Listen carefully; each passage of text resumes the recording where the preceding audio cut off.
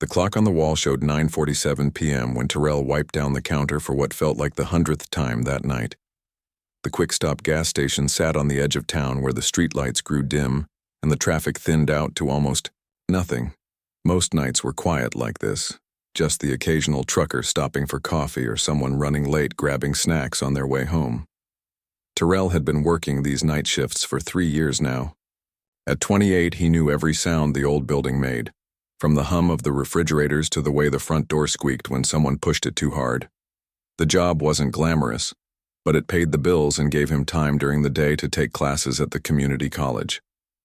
He was studying business management, hoping to work his way up to something better someday. The gas station served a mix of people from the surrounding neighborhoods.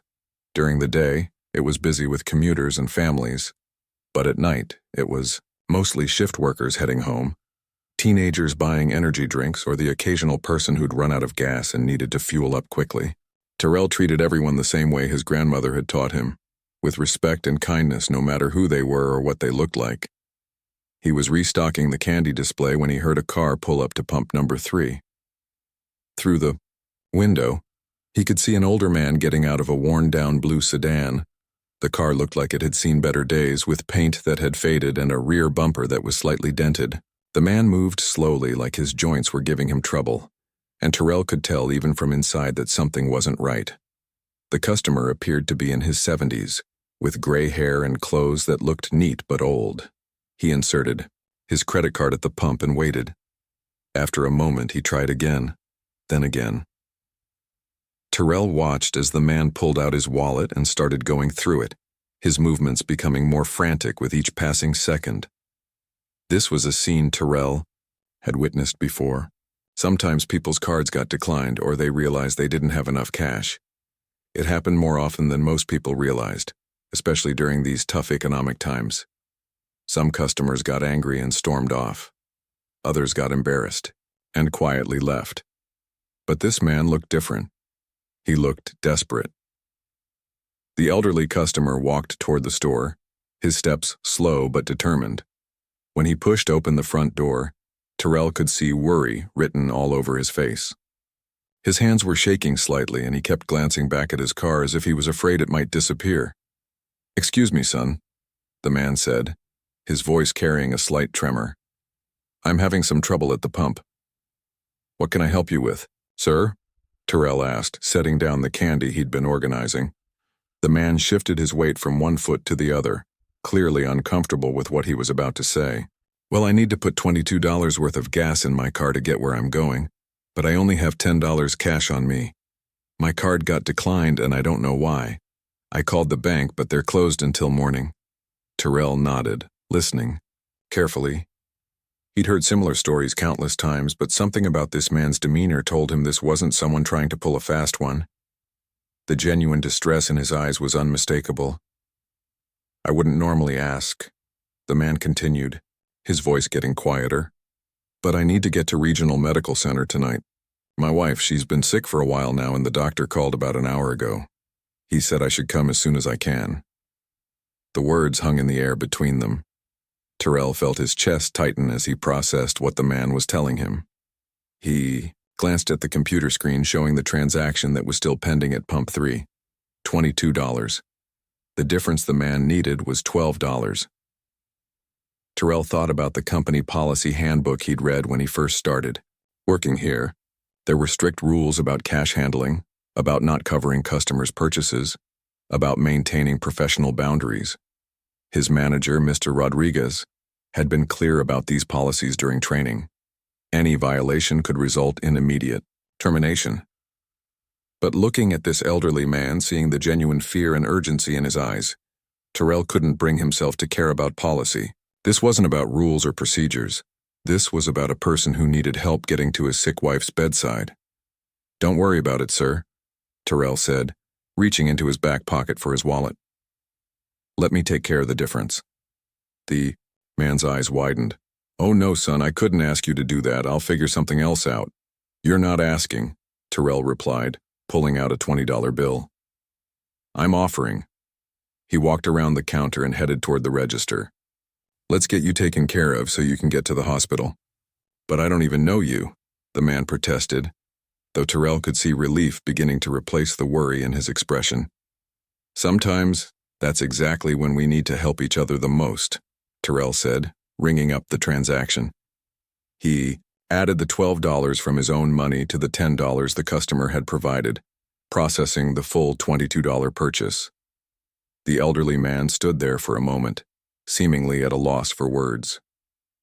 When he finally spoke, his voice was thick with emotion. "Young man, I don't know how to thank you. This means more than you know."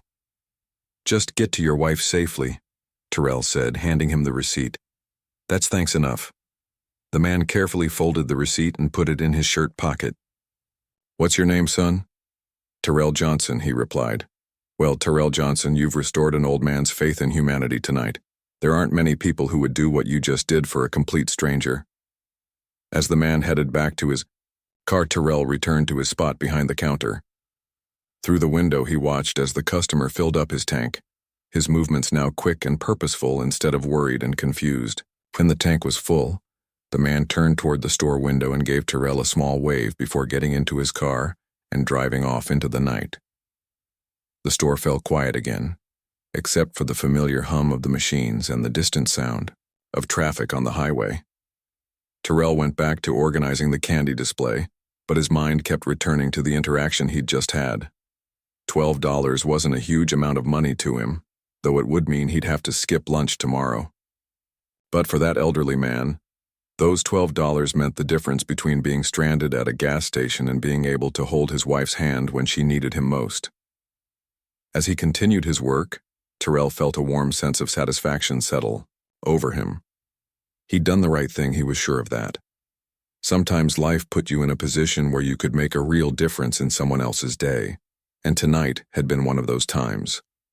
He had no way of knowing that his act of kindness had been witnessed by another customer who'd been inside the store, buying cigarettes and lottery tickets. He had no idea that this person would later call the corporate office to report what they'd seen as a suspicious transaction.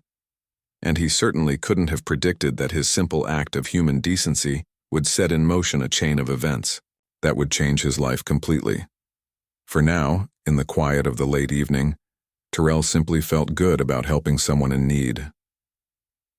The next afternoon, Terrell walked into the quick stop feeling pretty good about life.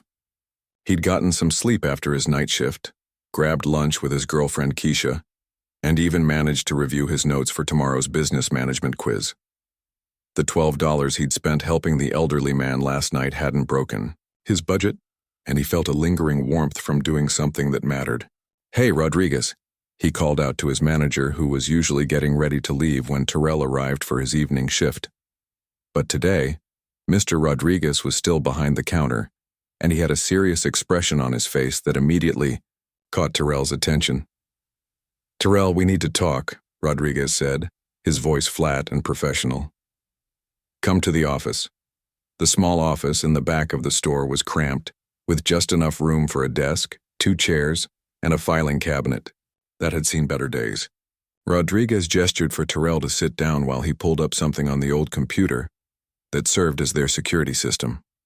"I got a call from corporate this morning," Rodriguez began, his fingers clicking through security footage from the night before.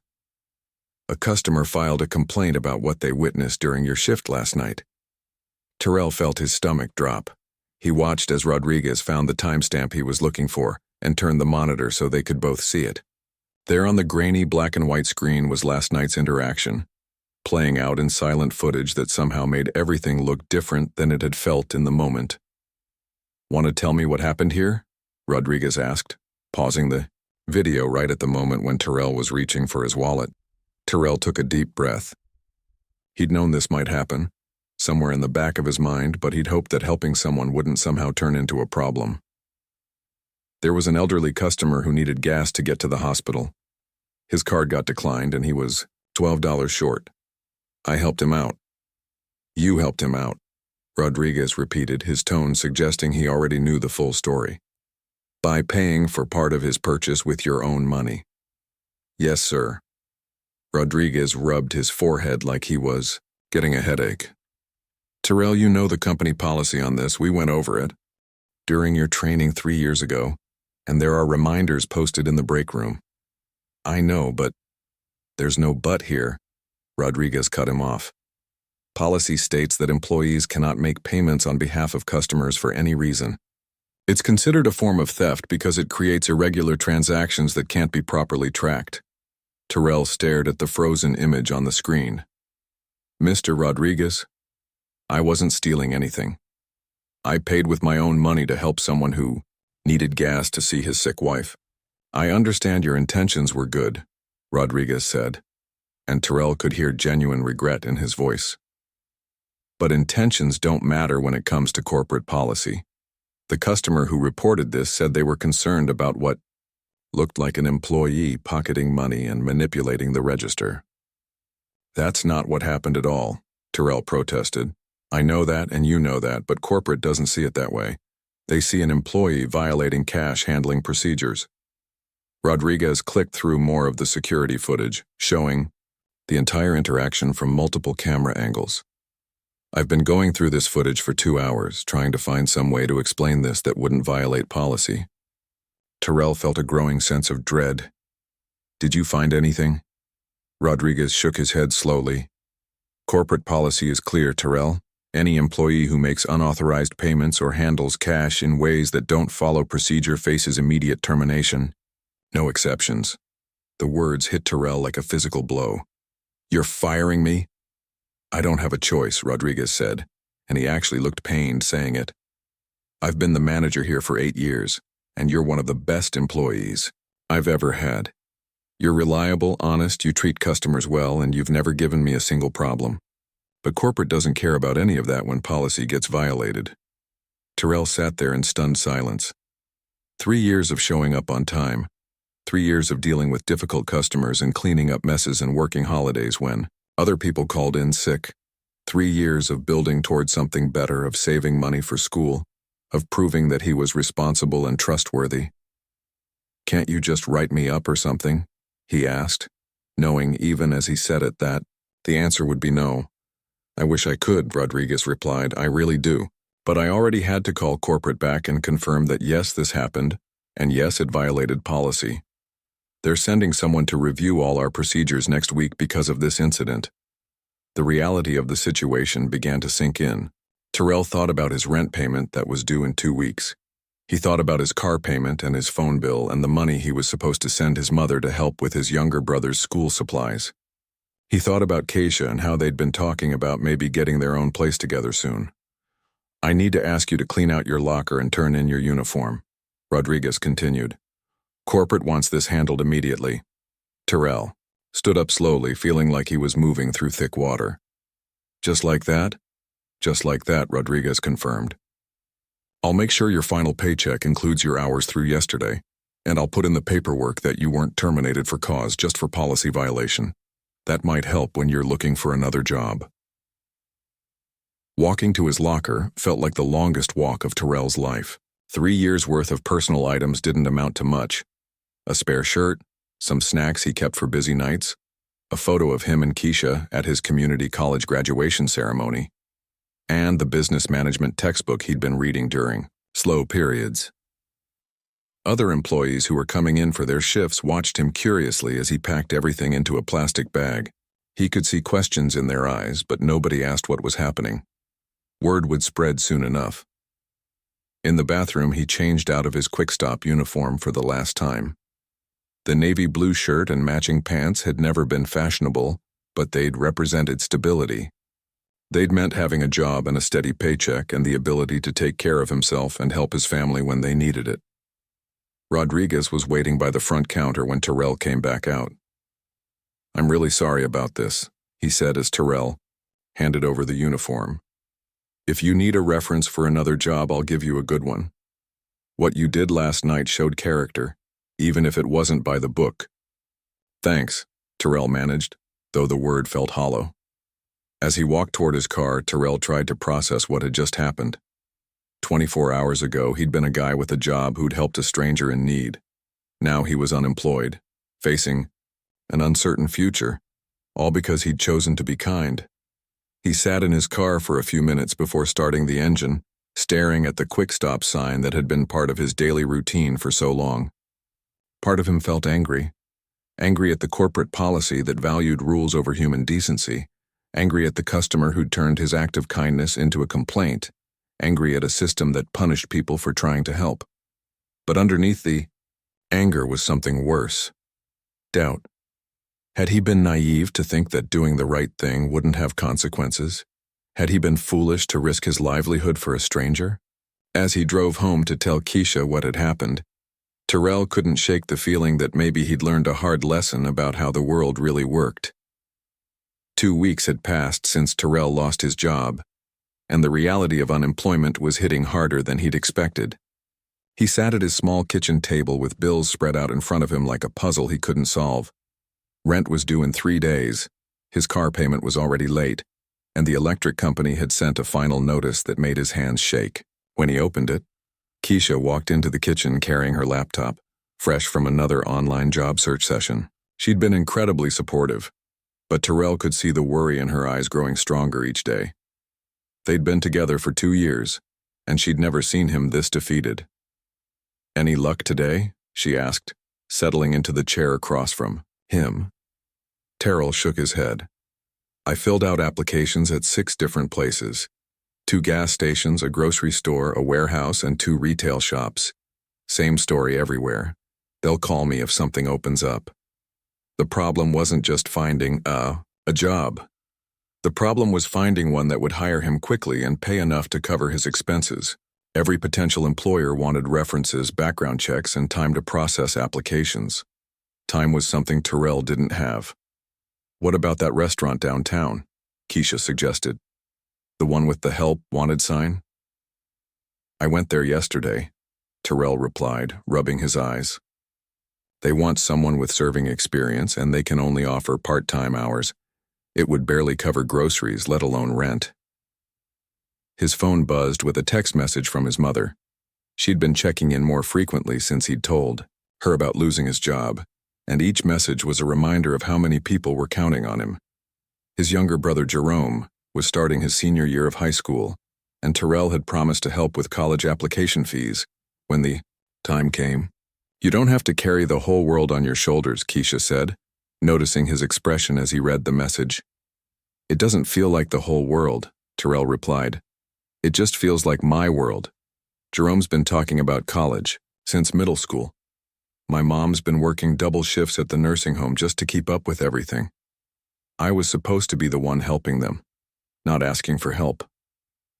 The apartment felt smaller than usual as the afternoon stretched on. Terrell found himself pacing between the living room and kitchen, unable to focus on anything productive.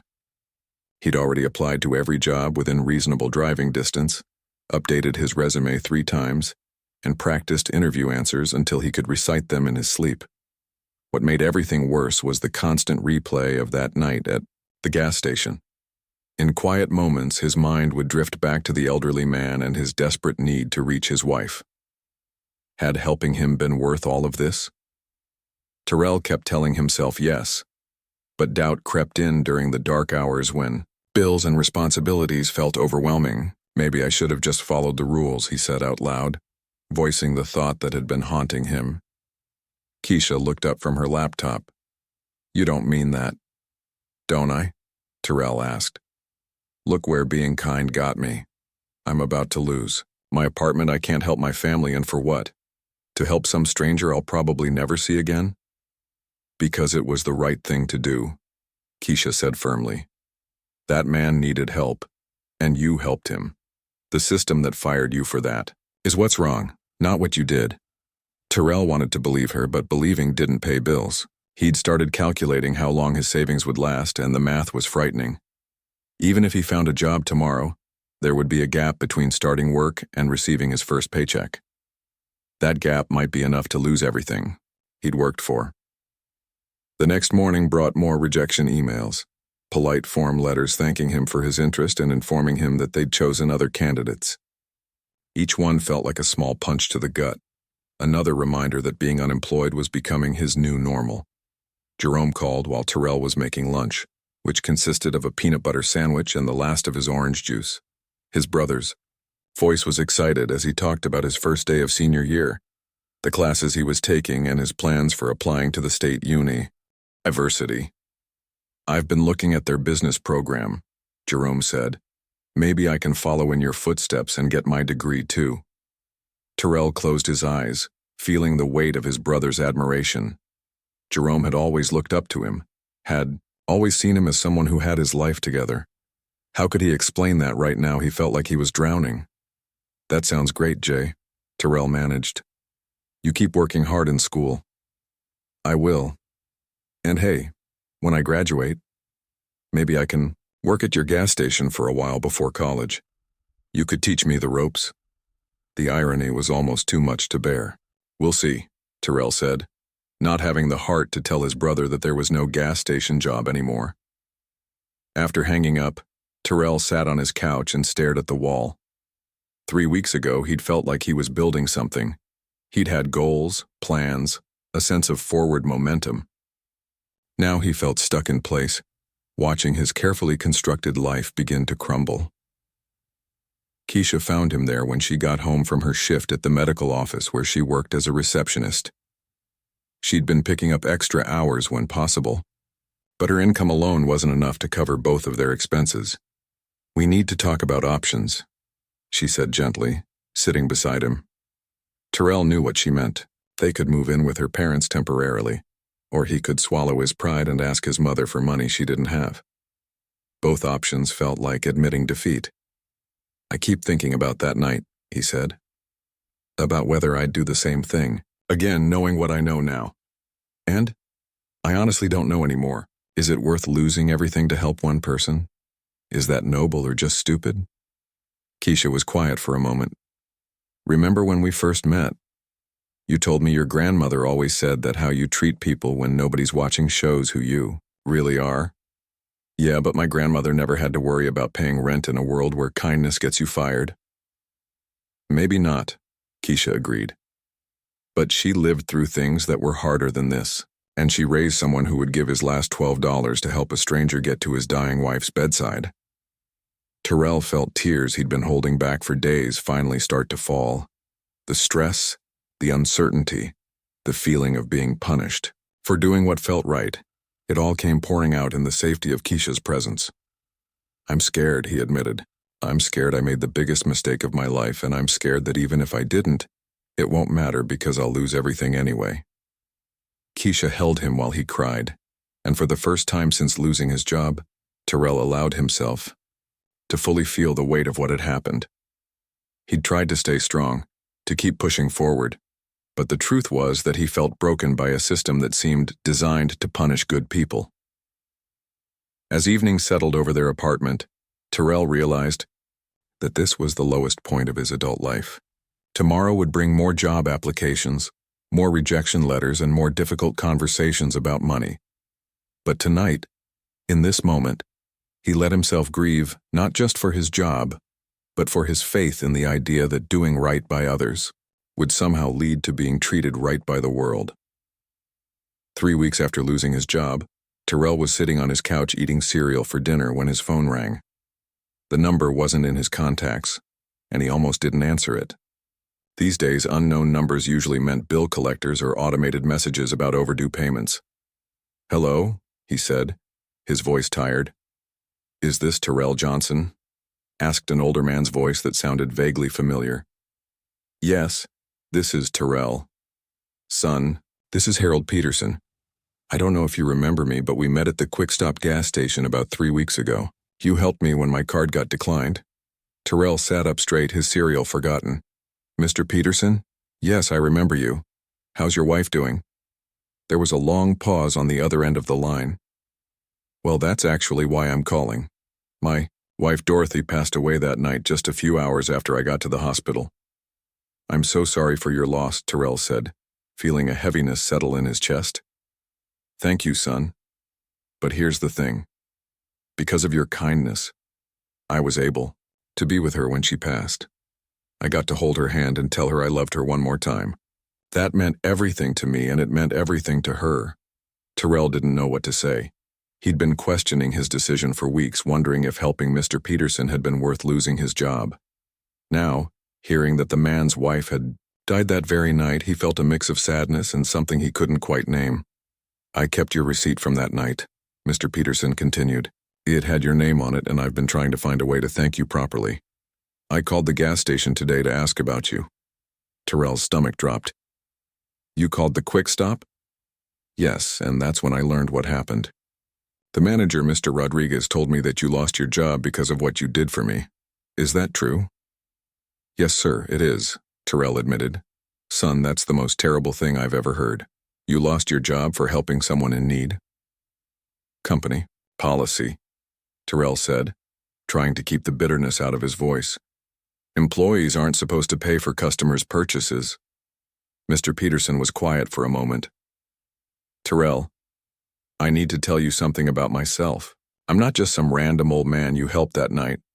I'm the founder of Peterson Construction Company. Maybe you've seen our signs around town."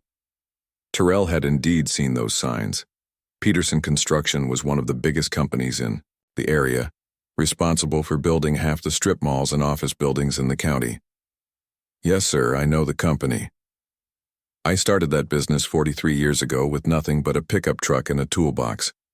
Over the years, it's grown into something I'm proud of. My son David runs it now, but I still keep an eye on things. And one thing I've learned in all those years is that character matters more than anything else."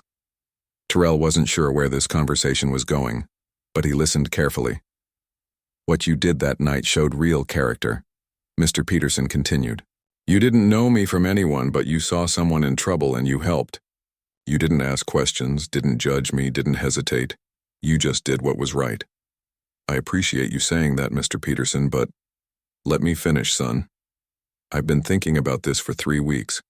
My Dorothy always said that when someone shows you kindness, you should find a way to pass it on. She believed that good deeds create ripples that spread out and touch more lives than we can imagine." Terrell heard the emotion in the older man's voice as he mentioned his wife. "I've been asking around about you," Mr. Peterson said. "I talked to Mr. Rodriguez, who told me you were one of the best employees he'd ever had.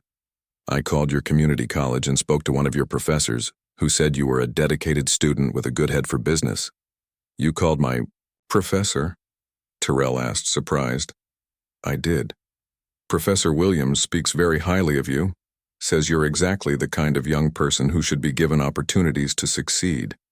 Terrell felt a flutter of something he hadn't experienced in weeks. "Hope. Here's what I want to propose," Mr. Peterson said.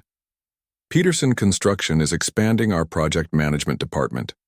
We need someone who can coordinate with contractors, manage schedules, and handle customer relations.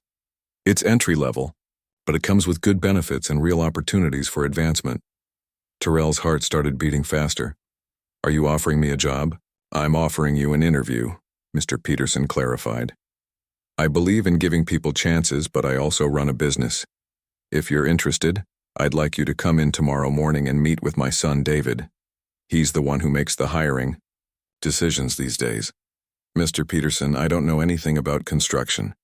You know about customer service. You know about working hard and showing up on time. You know about treating people with respect. The construction part, we can teach you. The character part, that's something you either have or you don't. And you've already proven you have it." Terrell felt tears starting to form in his eyes. "Why would you do this for me?" "Because 3 weeks ago you did something for me that allowed me to be with my wife in her final moments. You gave me the greatest gift anyone could have given me, and you did it without expecting anything in return. Now I want to give you something in return." "But what if your son doesn't think I'm qualified?" Mr. Peterson chuckled. "David's a good man, but he's sometimes too focused on resumes and credentials. I've already told him about what happened that night and what kind of person you are. He's agreed to give you a fair shot." "I don't know what to say," Terrell managed. "Say, you'll be there tomorrow at 9 a.m. The address is 425 Industrial Drive. Ask for David Peterson and tell him you're there about the project coordinator position." After they hung up, Terrell sat in stunned silence for several minutes. Then he called Keisha at work. "You're not going to believe what just happened," he began, and he told her about the entire conversation. "Oh my God, Terrell," she said when he finished. "This could change everything." "I'm trying not to get my hopes up too high," he said. It's just an interview. No, it's more than that. It's proof that what you did that night mattered. It's proof that kindness really does come back to you. That evening, Terrell dug through his closet to find his best clothes for the interview. He ironed his dress shirt 3 times, making sure every wrinkle was gone. He researched Peterson Construction online, learning about their projects and company values, but mostly, he thought about Mr. Peterson's wife Dorothy and how she'd believed that good deeds create ripples. For 3 weeks, he'd felt like his act of kindness had only brought him trouble. Now suddenly those ripples were coming back to him in ways he never could have imagined. As he fell asleep that night, Terrell felt something he hadn't experienced since losing his job at the Quick Stop. Genuine excitement about the future. Tomorrow would bring new possibilities, and for the first time in weeks he believed that doing the right thing might actually lead to something good after all. 6 months later, Terrell walked through the offices of Peterson Construction carrying blueprints and a clipboard, his steps confident and purposeful. The young man who had once worried about paying rent was now wearing a crisp button-down shirt and tie, coordinating schedules for 3 different construction projects across the city. The interview that morning 6 months ago had gone better than he'd ever hoped. David Peterson had been skeptical at first. Terrell could see it in his eyes when they met. Here was a gas station worker with no construction experience applying for a project coordinator position. But when Harold Peterson joined the meeting and told his son the full story of that night, everything changed. Character counts for more than experience, Harold had said, and by the end of the hour-long interview, David was nodding in agreement. Terrell's knowledge of customer service, his reliability, and his genuine desire to learn had impressed them both. The job started at $15 an hour, which was more than he'd made at the Quick Stop, and came with health insurance and paid time off. More importantly, it came with opportunities to grow. Within 2 months, Terrell had proven himself reliable and efficient, earning praise from contractors and clients alike. "Terrell," called David Peterson from his office doorway. "Can you come in here for a minute?" Terrell set down his clipboard and walked into the office where David was reviewing quarterly reports. At 35, David was only a few years older than Terrell, but he carried himself with the confidence of someone who'd grown up in the construction business. "Have a seat," David said, gesturing to the chair across from his desk. "I wanted to talk to you about the Morrison project." The Morrison project was Peterson Construction's biggest contract of the year, a new medical facility that would employ dozens of people and serve thousands of patients. Terrell had been assisting with coordination, but he wasn't the lead on it. "Is there a problem?" Terrell asked. "Actually, the opposite," David replied with a smile. "Dr. Morrison specifically requested that you be promoted to lead project coordinator. Apparently, you've impressed him with how you handle communications and solve problems." Terrell felt his heart skip a beat. Lead project coordinator was a position he'd hoped to work toward over the next year or two, not something he'd expected to be offered after just 6 months. That would come with a significant pay increase and more responsibility, David continued. "You'd be managing a team of 3 other coordinators and working directly with our major clients." "I would love that opportunity," Terrell said, trying to keep his excitement in check. "There's something else," David added. "My father wants to see you in his office when we're finished here." Harold Peterson still came to the office 3 times a week, even though he'd officially retired. He kept a small office in the back where he reviewed contracts and mentored younger employees. Terrell had spoken with him several times over the past months, but their conversations were usually brief and professional. After accepting the promotion and discussing the details with David, Terrell walked to Harold's office and knocked on the open door. "Come in, son," Harold said, looking up from a set of blueprints. At 74, he moved a little slower than he used to, but his mind was as sharp as ever. "David told me about the promotion," Terrell said as he took a seat. "Well deserved," Harold replied. "But that's not why I wanted to talk to you." Harold opened his desk drawer and pulled out a folded piece of paper that looked worn and creased. Terrell recognized it immediately. It was the gas station receipt from that night 6 months ago. "I still carry this with me," Harold said, smoothing out the receipt on his desk. "It reminds me of something my Dorothy used to say about how the smallest acts of kindness can change everything." Terrell looked at the faded receipt with his name printed at the bottom, where he'd processed the transaction. That night was the worst night of my life. Harold continued. I was about to lose the woman I'd loved for 52 years, and I couldn't even afford the gas to get to her bedside. I felt helpless and scared and angry at the world. Harold's voice grew softer as he spoke about his wife. But then this young man at a gas station, someone who didn't know me from anyone, decided that helping a stranger was more important than following rules. You gave me the gift of being with Dorothy when she passed. You gave me the chance to tell her I loved her one more time. Terrell felt the familiar tightness in his throat that came whenever they talked about that night. After the funeral, I kept thinking about what Dorothy would want me to do, Harold said. She always believed that when someone helps you, you should find a way to help someone else. But in this case, I wanted to help the person who helped me. Mr. Peterson, you've already done more than enough. You gave me a job when I needed it most. No, son, I gave you an opportunity. What you've done with that opportunity is all you. The promotions, the respect you've earned from clients and coworkers, the way you've grown in this role, that's all been your doing. Harold stood up and walked to his window, which looked out over the construction yard where crews were loading equipment for the day's work. I've been in business for over 40 years, he said. I've seen a lot of people come and go. Some are skilled but lack character. Others have character but lack the drive to improve themselves. Very rarely you meet someone who has both. He turned back to face Terrell. You've got both, and more than that, you've got something that can't be taught. The instinct to do right by people even when it cost you something. I lost my job that night, Terrell said. For a while I wondered if it was worth it, and what do you think now? Terrell considered the question. 6 months ago he'd been working nights at a gas station, struggling to pay bills and going to community college part-time. Now he had a career with real growth potential, financial stability, and the respect of people he admired. I think everything happens for a reason, he said finally. Losing that job hurt, but it led me here. And being here has changed my whole life. That's exactly what Dorothy would have said, Harold replied with a smile. She believed that kindness always finds its way back to you, even when you can't see how. As Terrell walked back to his desk, he thought about the chain of events that had brought him to this moment. One simple act of compassion had cost him a job, but gained him so much more. He'd learned that sometimes doing the right thing requires sacrifice, but that sacrifice often opens doors you never knew existed. His phone buzzed with a text from Keisha, who was now planning their wedding for next summer.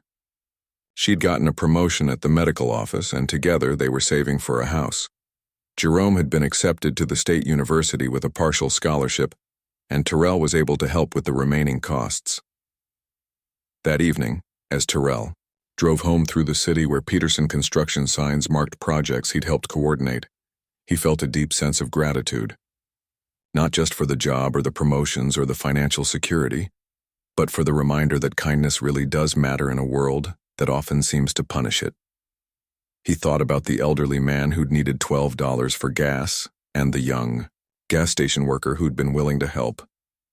Both of their lives had been forever changed by that moment of human connection, proving that sometimes the smallest gestures create the biggest ripples.